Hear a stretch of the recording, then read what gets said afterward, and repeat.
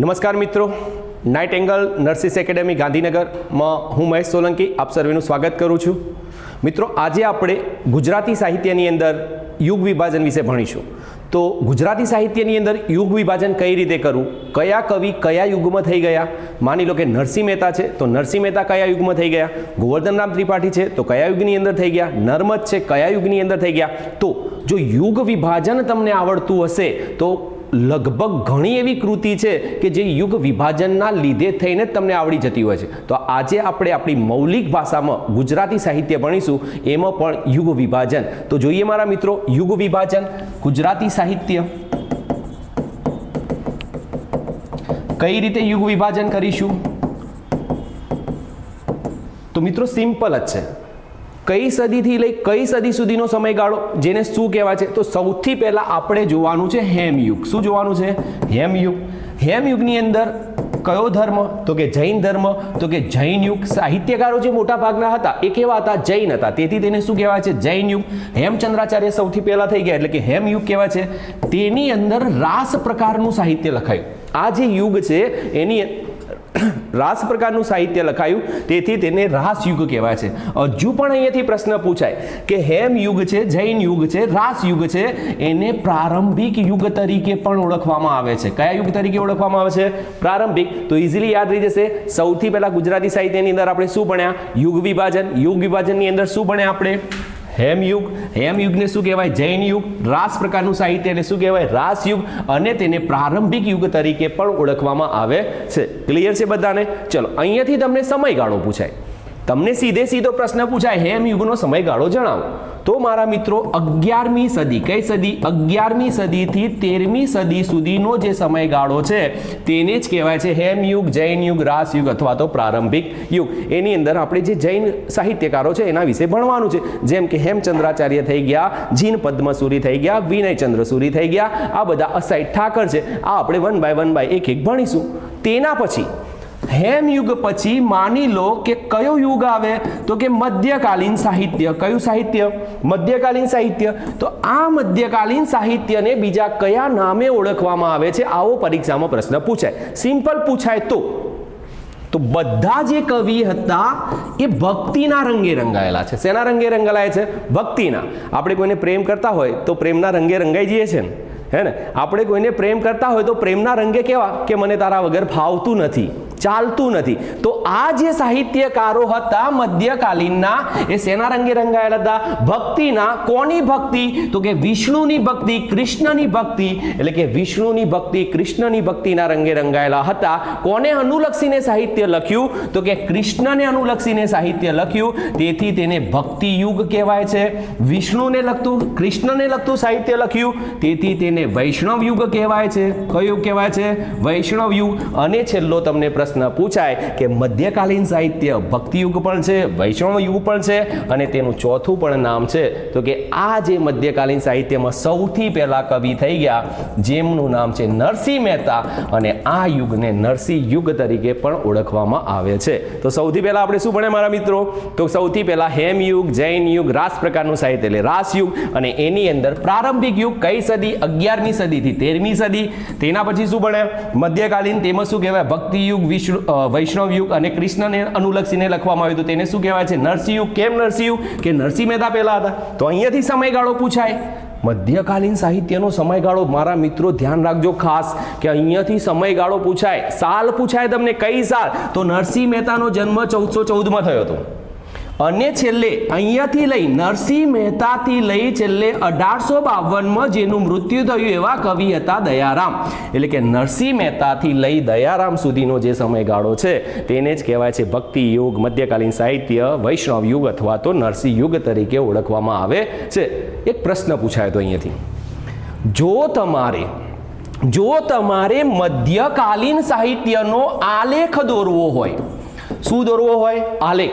મધ્યકાલીન સાહિત્યનો આલેખ દોરવો હોય તો તેનું પ્રારંભિક બિંદુ નરસિંહ મહેતા છે અને તેનું અંતિમ બિંદુ દયારામ છે. આવું કોણે કહ્યું છે? આવો પ્રશ્ન પૂછાયો. જો તમારે મધ્યકાલીન સાહિત્યનો આલેખ દોરવો હોય તો તેનું પ્રારંભિક બિંદુ નરસિંહ મહેતા છે અને અંતિમ બિંદુ દયારામ છે. આવું કહેનાર સાહિત્યકાર છે કમા મુનશી. કોણ છે ભાઈ? કમા મુનશી. તો યાદ હશે ને ભાઈ, પ્રારંભિક બિંદુ કયું છે ભાઈ? નરસિંહ મહેતા. અંતિમ બિંદુ કયું છે ભાઈ? દયારામ. આવું કોણે કહ્યું? કમા મુનશી. સમયગાળો શું છે ભાઈ? 1404 થી 1852. શું કહેવાય? મધ્યકાલીન ભક્તિ, વૈષ્ણવ યુગ અથવા તો નરસિંહ. હજુ પણ અહીંયાથી પ્રશ્ન પૂછાય કે સૌથી પહેલા નરસિંહ મહેતા થઈ ગયા તો જૂનામાં જૂના કવિ એટલે શું કહેવાય? આદિ કવિ. તો કે મધ્યકાલીન સાહિત્યના આદિ કવિ તરીકે કોને ઓળખવામાં આવે છે? તો મારા મિત્રો કોને ઓળખવામાં આવે? જૂનામાં જૂના એટલે નરસિંહ મહેતા. તો આદિ કવિ એટલે કોણ? નરસિંહ મહેતા. પણ નરસિંહ મહેતાને આદિ કવિ તરીકે ઓળખાવ્યા કોણે? અગત્યનો આઈએમપી પ્રશ્ન. તો ઉમાશંકર જોશીએ. કોણે ઓળખાવ્યા? કોણે ઓળખાવ્યા મારા મિત્રો? તો ઉમાશંકર જોશી. તો ભૂલાશે નહીં, 1414 ની અંદર નરસિંહ મહેતા ક્લિયર જન્મ થયો તો આદિ કવિ, તેને આદિ કવિ તરીકે કોણે ઓળખાવ્યા? ઉમાશંકર જોશી. તો આ બીજા નંબરનો યુગ તમારો કમ્પ્લીટ. હવે તમારે ભણવાનું થાય અહીંયા આગળ અર્વાચીન સાહિત્ય. કયું સાહિત્ય? અર્વાચીન. એની અંદર સૌથી પહેલા તમારે સુધારક યુગ ભણવાનો રહેશે. કયો યુગ ભણવાનો રહેશે? સુધારક યુગ. અને સુધારક યુગની અંદર આમ તો જોવા જઈએ તો દલપતરામ આવે. કોણ આવે? દલપતરામ. પણ આપણે જોઈશું કે સુધારક યુગની અંદર ગદ્ય સાહિત્ય લખવાની શરૂઆત થઈ. કેવું સાહિત્ય લખવાની શરૂઆત થઈ? ગદ્ય. અત્યાર સુધી કયું સાહિત્ય હતું? પદ્ય. પદ્ય સાહિત્ય. મધ્યકાલીન સાહિત્યની અંદર પદ્ય સાહિત્ય હતું, જ્યારે ગદ્ય સાહિત્ય લખવાની શરૂઆત ક્યાંથી થઈ? સુધારક યુગ. તો મારા મિત્રો ગદ્યના પિતા તમને પરીક્ષામાં પૂછાય કે ગદ્યના પિતા કોણ છે? તો કોણ છે? નર્મદ. કોણ છે ભાઈ? નર્મદ. યાદ રહેશે ને ભાઈ કે સુધારક યુગ, સુધારક યુગની અંદર ગદ્ય સાહિત્ય લખવાની શરૂઆત થઈ અને ગદ્ય સાહિત્યના પિતા પૂછાય તો કોણ છે ભાઈ? નર્મદ છે. કોણ છે? નર્મદ. ચલો, તેના પછી બીજો ભાગ તમારે ભણવાનો છે સાક્ષર યુગ. કયો યુગ ભણવાનું થાય? સાક્ષર. કયા સાહિત્યની અંદર? અર્વાચીન સાહિત્યમાં સુધારક યુગ, પછી આવશે સાક્ષર યુગ, જેની અંદર તમારે કવિ યાદ રાખવાના છે ગોવર્ધન રામ ત્રિપાઠી. કયા કવિ યાદ રાખવાના છે? ગોવર્ધન. એના સિવાય બીજા ઘણા બધા કવિ છે, પણ આપણે સૌથી અગત્યના કવિ છે જેનું નામ છે ગોવર્ધન રામ ત્રિપાઠી, એટલે કે પંડિત યુગના પુરોધા. પંડિત યુગના પુરોધા તરીકે કોને ઓળખવામાં આવે છે? આવો પ્રશ્ન પૂછાય.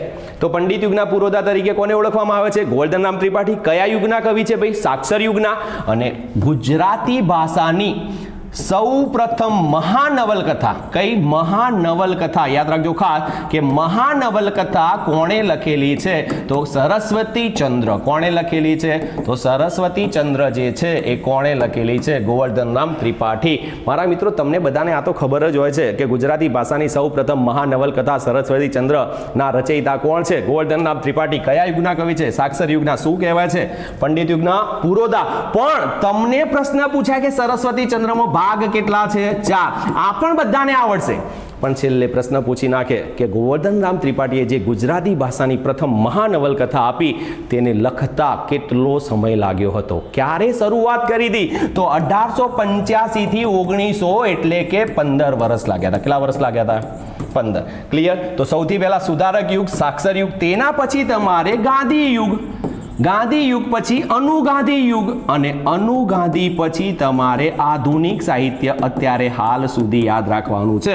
તો મારા મિત્રો આ થયું યુગ વિભાજન. સૌથી પહેલા આપણે જોયું હેમ યુગ, જૈન યુગ, તેના પછી પ્રારંભિક યુગ, રાસ પ્રકારનું સાહિત્ય એટલે કે રાસ યુગ, 11મી સદીથી 13મી સદી, તેના પછી 1404 થી 1852 મધ્યકાલીન સાહિત્ય, ભક્તિના રંગે રંગાયેલા એટલે કે ભક્તિ યુગ, કોને લગતું સાહિત્ય કે વિષ્ણુ કૃષ્ણને એટલે કે વૈષ્ણવ યુગ, અને છેલ્લે નરસિંહ મહેતા પહેલા થઈ ગયા એટલે શું કહેવાય? નરસિંહ યુગ. તો નરસિંહ મહેતા સૌથી પહેલા એટલે કે આદિ કવિ તરીકે કોને ઓળખાવ્યા? ઉમાશંકર જોશી.